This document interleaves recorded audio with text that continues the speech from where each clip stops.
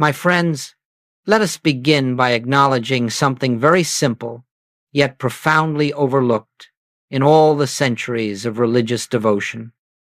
You have prayed your entire life. You have asked, pleaded, begged, hoped, and reached outward toward a God you believed was somewhere else, somewhere above, somewhere beyond, somewhere inaccessible unless you said the right words or held the proper faith. And yet, after all of that, you still believe that God must be persuaded.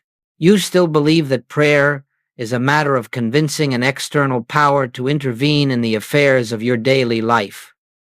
But I say to you today, as gently and as clearly as I know how, there is no God out there to be convinced. There is no external power waiting to be informed of your needs. The very moment you attempt to ask God for anything, you are unknowingly declaring that the divine presence has not already gone before you, has not already prepared the way, has not already fulfilled every requirement of your life. This, you see, is the reason prayer frustrates so many. Not because God is unwilling, nor because God is distant, nor because God is selective in his blessings. No prayer feels empty because it begins with a false premise that something is missing, that something must be added, that God must be awakened, stirred, or convinced, and as long as prayer begins in that state of separation, you will never discover its true purpose. Now listen closely. The kingdom of God is not a place to reach, but a presence to recognize. It is not attained by asking. It is revealed by awareness. When we speak of prayer in the infinite way, we are not speaking of reaching outward. We are speaking of turning within, of becoming still enough to behold the activity of the presence that has forever been functioning as your very life. And so I welcome you into this class, not to teach you how to get something from God, but to help you realize that nothing has ever been withheld. What we are learning here is not a technique for gaining favors, but a way of awakening to what is already established in spiritual consciousness. As we go forward today, we will discover why so many prayers appear unanswered, and what happens in the very moment you stop asking, stop striving, and begin to recognize the divine presence already at work within you. We are learning how to live, not by effort, but by grace, not by pleading, but by listening, not by wanting, but by knowing. Let us proceed together with an open heart, for what unfolds in these moments has the power to transform your entire understanding of prayer, of God, and of yourself. Now, as we continue, let us look more deeply into this matter of asking, for it is here that one of the greatest obstacles to spiritual realization is found. You see, the moment you ask God for something, you have created in your consciousness an image of two powers, a power called the problem and a power called God, which you hope will overcome the problem. And yet, my friends, the moment you accept two powers in your consciousness, you have stepped out of the kingdom. You have stepped into the realm of conflict, of duality, of struggle. Let me say this plainly. Every request you make to God affirms that God has not already done the work. The very act of asking secretly declares, I lack, I need, I am separate from the fullness of life. It is not the words that cause the difficulty. It is the consciousness from which the words arise. Asking God to correct something implies that God allowed an error. Asking God to heal implies that God permitted sickness. Asking God to provide implies that God withheld supply. You may not intend such thoughts, but asking contains them. This is what I mean when I speak of the great spiritual mistake, the acceptance of two powers. One power you call the condition, and the other you call God. But listen carefully. God has no opposing power. God has no rival, no adversary, no counterpart. All that appears as error, lack, discord, or disease is not a second power. It is only a mistaken sense of the one power. So when you ask, you are unknowingly bowing before the appearance, granting it authority it does not possess. You reinforce its seeming reality. You strengthen the illusion that there is something out there that must be fixed, improved, or corrected. And in that very moment, you lose the awareness of the one presence. This is why asking blocks receiving, not because God refuses to respond, but because your act of asking begins from separation. And separation cannot receive what unity has already given. Let me illustrate this. When you ask for abundance, you are confessing to yourself that lack is present. When you ask for healing, you affirm that disease has power. When you ask for peace, you acknowledge disturbance as real, and the mind will cling to what it acknowledges. But the infinite way teaches something entirely different. It teaches that there is only one power, and that this one power is already functioning, already fulfilling, already complete. Nothing needs to be added. Nothing needs to be changed. What is needed is recognition of the presence that has never stopped flowing through your life. And so when you ask God to intervene, you place God behind the situation, outside the situation, separate from the situation. But the truth is, God is the life of the situation itself. God is the substance of your being. God is the intelligence that maintains the harmony of your existence. There is no place where God ends and you begin. Therefore, asking becomes unnecessary, not because you should avoid it, but because once you glimpse the truth of one power, you realize there is nothing to ask for. The answer was present before the question ever arose. The supply existed before the need appeared. The healing was established before the condition manifested.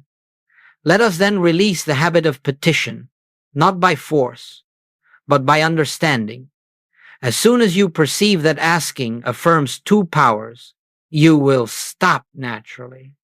And in the stopping, you will feel a great weight lift, a deep peace enter, for you will have returned to the truth of one presence, one power, one life. This is the foundation upon which grace begins to operate. And now, having seen why asking creates a sense of separation, let us turn our attention to a truth far more beautiful, far more comforting, far more liberating than anything the human mind can conceive. It is this: the presence has already gone before you prayed, before you desired, before you feared, before the problem ever appeared in your sight. The activity of the infinite was already functioning at the center of your being.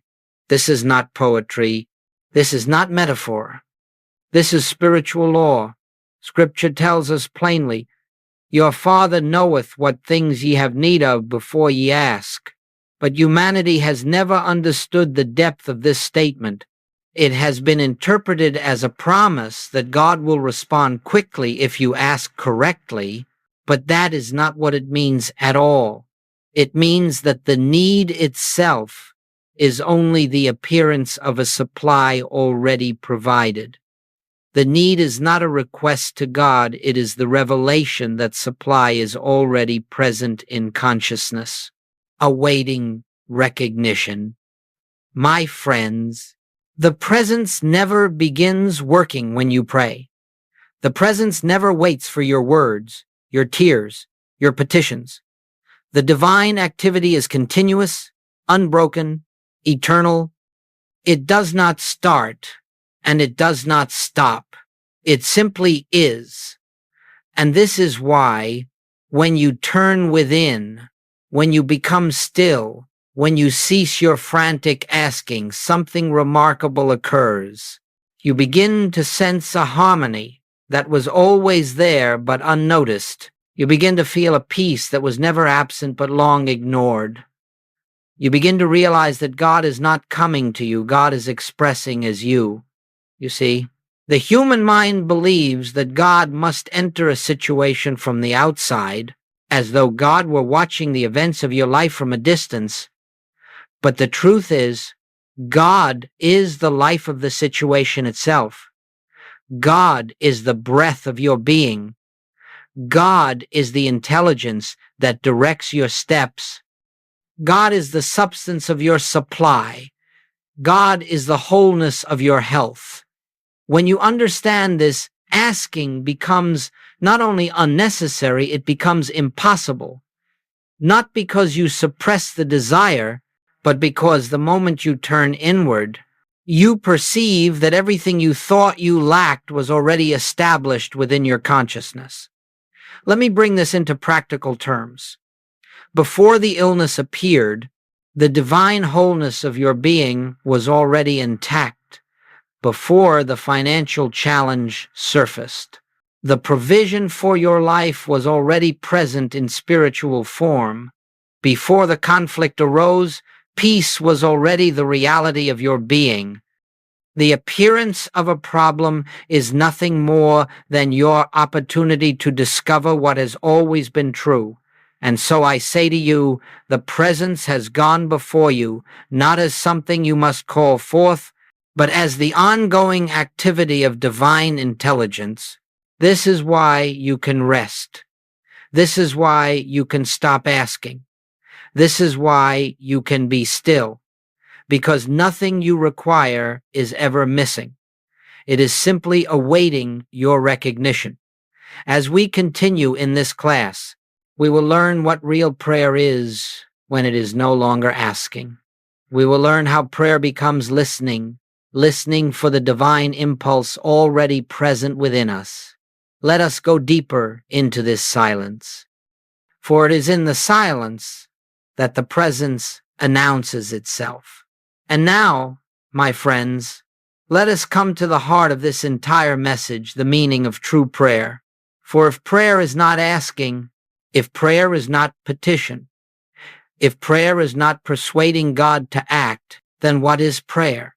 Prayer, in its purest form, is listening, not speaking to God, but listening for God, not reaching upward or outward, but becoming still enough to feel the movement of the Spirit within. You remember the ancient words, "Be still and know that I am God." This is not advice.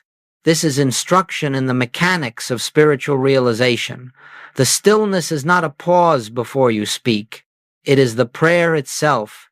In the stillness, the human sense of self begins to subside, and a deeper awareness comes forward, an awareness that does not think, that does not reason, that does not plead, but simply knows. True prayer is the opening of consciousness to the presence that is already here. It is the quiet recognition that the truth of your being is not separate from God's being. When you sit in silence, not trying to get, not seeking to achieve, not wanting to change anything, you create an atmosphere in which the divine impulse can make itself known. You see, you do not have to speak to God because God is not separate from you. There is no distance between the soul and its source. Therefore, the moment you fall silent, the moment you surrender the desire to control, the moment you cease the inner noise of wanting and fearing and planning, you create the space in which the presence can be felt, and the presence speaks, not in words, not in thoughts, but in a deep peace, in a gentle assurance, in an inner stillness that says without sound, "All is well, I am here. I have always been here." This is the still small voice of Scripture. It is not a voice heard with the ears. It is the stirring of awareness itself. It is the dawning of spiritual certainty, the quiet unveiling of truth, the soft but unmistakable realization that you are not alone. You have never been alone. And nothing in this world has ever separated you from the love and intelligence that animates your very being. But listen carefully now. You cannot hear this voice while you are asking. You cannot hear it while you are arguing with circumstances. You cannot hear it while your mind is busy trying to fix, solve, or improve the outer condition. The still, small voice is drowned out by the noise of human thought. This is why true prayer begins with silence, a silence not merely of the tongue, but of the mind. A silence not of emptiness, but of expectancy. A silence that says, "Speak, Lord, thy servant heareth." And when you rest in this inner listening, a remarkable thing happens. You realize that prayer is not something you do. Prayer is something you receive. Prayer is not your attempt to reach God. Prayer is God's activity within you, revealing truth, dissolving fear, correcting perception, and restoring your awareness of the kingdom. So let us understand. True prayer is not a technique. True prayer is not a formula. True prayer is the quiet yielding of the human sense so that the divine presence may announce itself.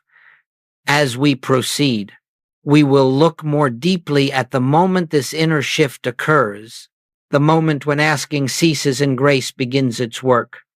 For it is in that moment that the miraculous becomes the natural and the impossible becomes the obvious. And now, let us turn to that sacred moment in consciousness when everything changes, the moment you stop asking. Not because you force yourself to stop, not because you suppress desire, but because you awaken to the truth that asking has no place in the presence of the infinite. This moment may come suddenly, or it may come gradually. But when it comes, it is unmistakable. It is the moment when you release the belief that anything is missing. It is the moment when you stop trying to make something happen and instead allow yourself to rest in what already is. It is the moment when the mind finally, blessedly, becomes still enough to sense that divine activity which has never been absent.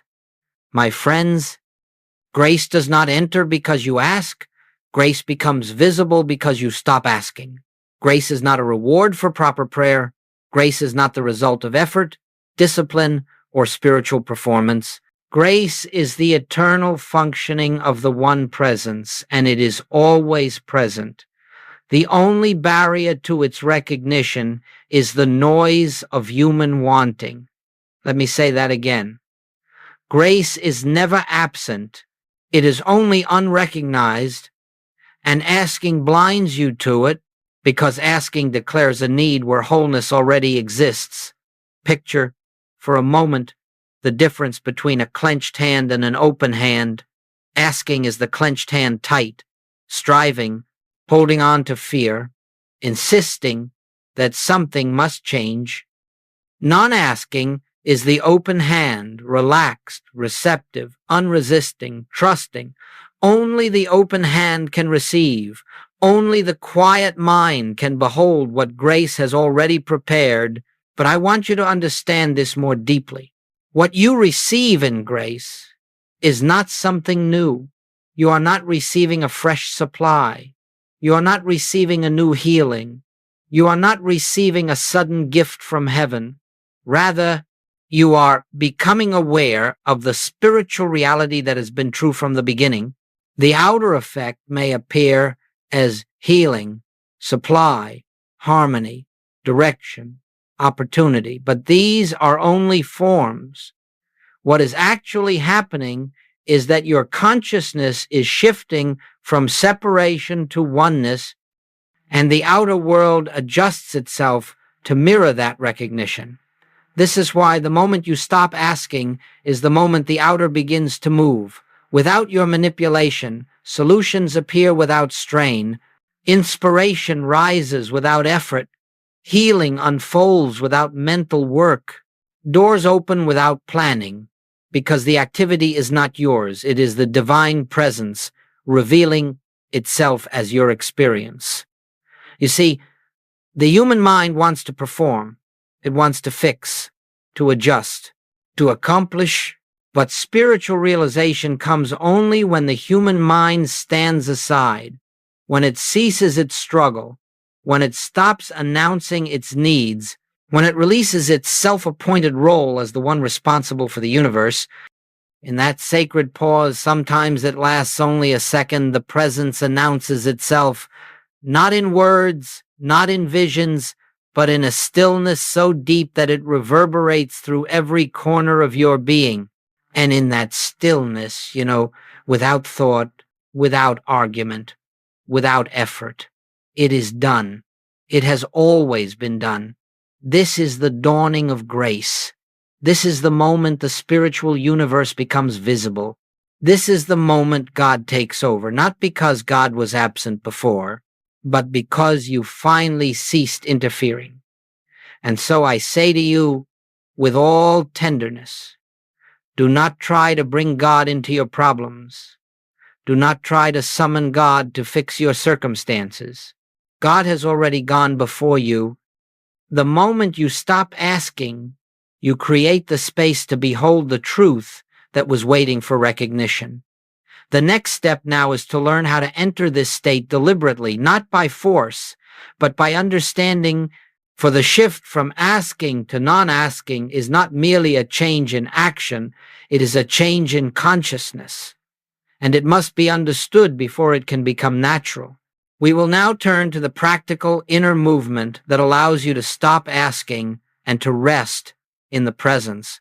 Now, my friends, let us look together at how this shift from asking to non-asking takes place, not as an act of discipline, not as an effort of will, but as a natural movement of understanding.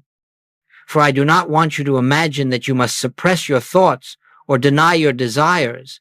That is not the infinite way. What we are learning is how to lift our consciousness above the level where asking seems necessary. To stop asking does not mean to ignore your needs. It means to realize that your needs have already been met in the fullness of divine consciousness.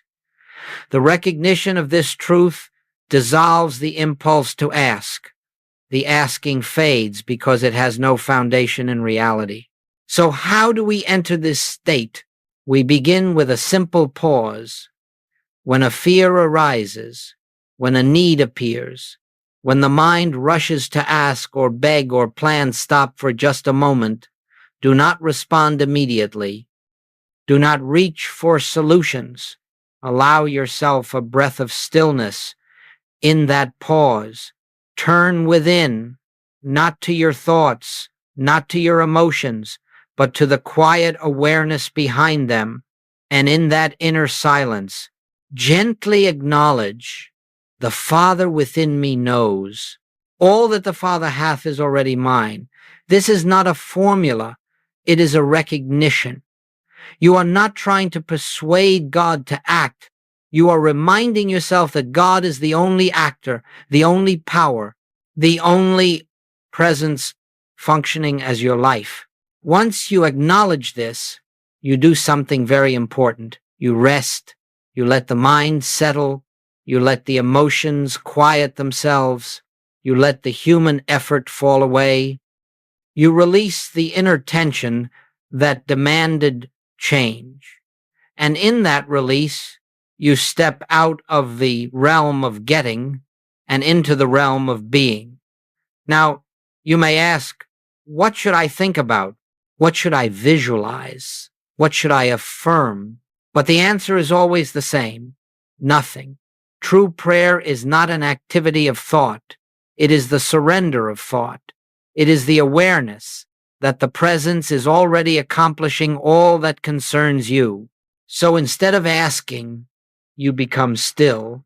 Instead of petitioning, you listen.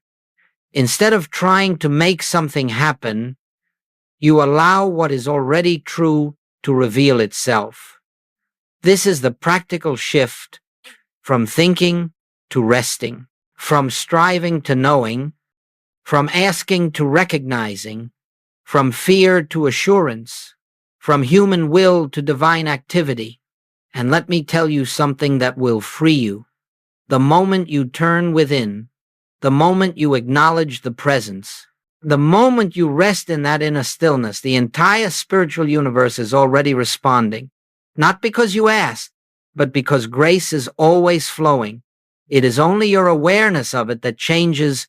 Some of you will find that this requires practice. The mind is conditioned to seek outwardly, to grasp, to strive. But each time you pause, each time you turn within, each time you acknowledge the presence, you weaken the old habit and strengthen the new awareness. And one day, without effort, you will notice something extraordinary. You have stopped asking altogether, not because you tried to stop, but because you no longer believe in the illusion of lack. You will find that your first impulse in every situation is not fear, not pleading, not planning, but turning within. This is the beginning of living by grace. This is the beginning of a life guided from within rather than driven from without. And this, my friends, is the foundation upon which the mystical life is built. But now we must explore what happens once this shift becomes natural, once non-asking becomes your regular state of consciousness. For the life lived by grace is entirely different from the life lived by effort. Let us go on to that discovery now. Now we come to the great transition of the spiritual path, the shift from living by human effort to living by divine grace. And I tell you plainly, the difference is not subtle. The difference is not small. It is the difference between struggle and peace, between fear and assurance, between a life of constant striving and a life that unfolds of itself in harmony. When you stop asking, when you cease believing that something must be added to your life, something begins to change within you, quietly, gently, without fanfare. You begin to discover an inner poise, an inner confidence, an inner stability that does not depend on outer circumstances. This is the first sign that you are beginning to live by grace. You see, when the human mind believes itself responsible for solving problems, for creating supply, for maintaining health, for arranging relationships, it is always anxious. It fears failure, it fears loss, it fears uncertainty. The mind tries to protect itself by constant effort, constant planning, constant control. But grace requires none of this. Grace is the activity of God operating as your consciousness.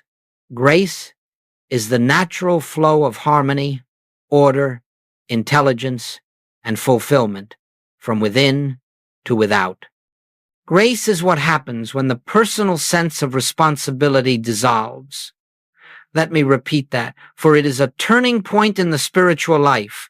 Grace operates when personal responsibility dissolves, not irresponsibility, no, but the recognition that the responsibility for your life rests in the infinite presence, not in the human mind. When you live by grace, decisions become clearer because they arise in you, not from you. Solutions appear without strain because they unfold through you, not by you. Supply comes through channels you never imagined because it does not depend on your planning. Healing takes place without mental effort because the body responds to the inner harmony already established in spirit. And perhaps most beautifully of all, fear begins to disappear.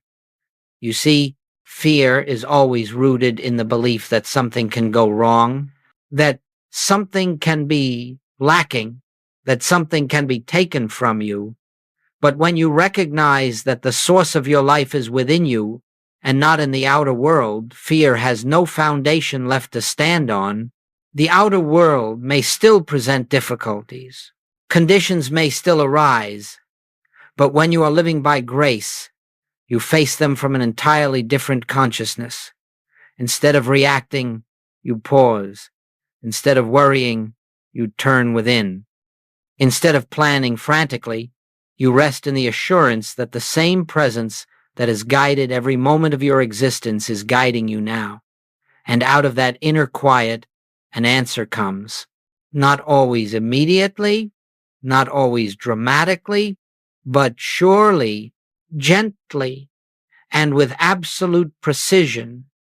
The outer condition adjusts itself to the inner realization, and you begin to see that it was never the outer that needed changing. It was always the inner recognition that needed to be restored. You will notice something else. When you live by grace, you become less concerned with acquiring, controlling, or achieving. You begin to discover that life unfolds more perfectly when you stop interfering with it. You are no longer pushing against circumstances, no longer resisting life, no longer striving to shape outcomes. You find yourself living in the rhythm of spirit, and in that rhythm, there is harmony, order, and peace. This is what Jesus meant when he said, "My peace I give unto you." It is not the peace that comes from everything going well.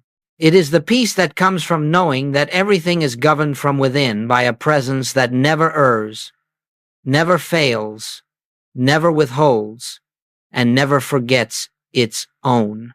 So then, the practice is simple. Do not try to make life work. Do not try to fix life. Do not try to force life. Learn to let life unfold. Learn to trust the rhythm of the infinite. Learn to rest in the inner assurance that the Father within is doing the work.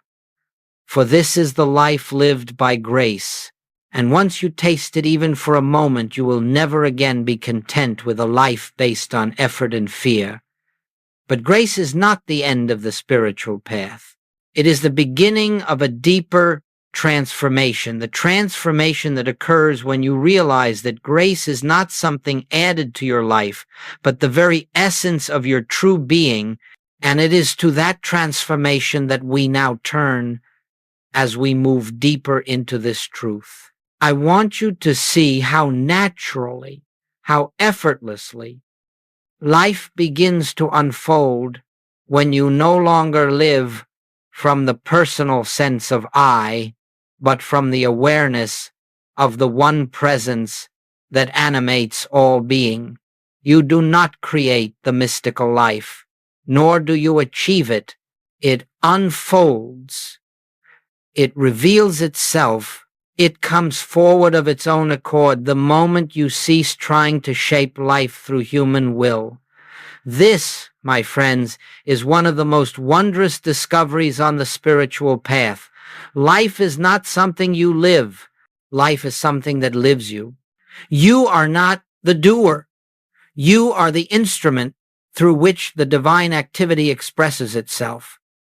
And when the sense of personal responsibility dissolves, when the anxious, striving self no longer tries to manage, manipulate, or direct the course of events, then the inner harmony that has always been present begins to manifest outwardly in ways you could never plan, never foresee, never engineer. Decisions arise from intuition. Opportunities appear at the precise moment they are needed. People come into your experience who seem perfectly suited to the next step of your unfoldment. None of this is coincidence. It is the rhythm of spirit. It is the order of the infinite. It is the natural consequence of living in recognition rather than resistance. You may notice that the world around you changes, but in truth it is not the world that is changing, it is your consciousness. The outer is only the shadow of the inner. When the inner becomes still, surrendered, receptive, unified, the outer takes on that same quality of order and peace. The events of your life begin to carry a certain grace, a certain ease, a certain inevitability, as though everything is arranged by a wisdom far greater than your own. And so it is. When you live from the realization of one power, one presence, one life, Everything begins to respond to that recognition. Conditions that once disturbed you lose their power. Circumstances that once frightened you no longer intimidate. Problems that once seemed overwhelming dissolve in the light of a consciousness that no longer believes in two powers. You begin to understand that nothing external has authority over you. The world no longer dictates your peace. People no longer determine your well-being. Economic conditions no longer define your supply. The body no longer controls your sense of life. You have discovered the inner kingdom, and from that kingdom flows the harmony of your existence. This is the mystical life, not a life without challenges, but a life in which challenges no longer shake the foundation of your being. Not a life in which nothing happens, but a life in which everything that happens is met with the quiet assurance that the presence is functioning right where you are. You find yourself responding rather than reacting, listening rather than fearing, resting rather than striving. And from this resting, the divine activity expresses itself in ways the mind could never design. What you once pursued begins to come to you. What you once fought against begins to harmonize. What you once believed required effort now unfolds in silence. This is why the ancients spoke of the peace that passeth understanding. It is a peace not born of favorable circumstances, but of a consciousness that no longer depends upon them. It is the peace of knowing that the kingdom is within you, and therefore nothing essential can ever be taken from you. As this recognition deepens, something else occurs, something profound. You begin to see that the mystical life does not consist of greater achievements, greater possessions, or greater experiences. It consists of a greater awareness of God as the very essence of your being.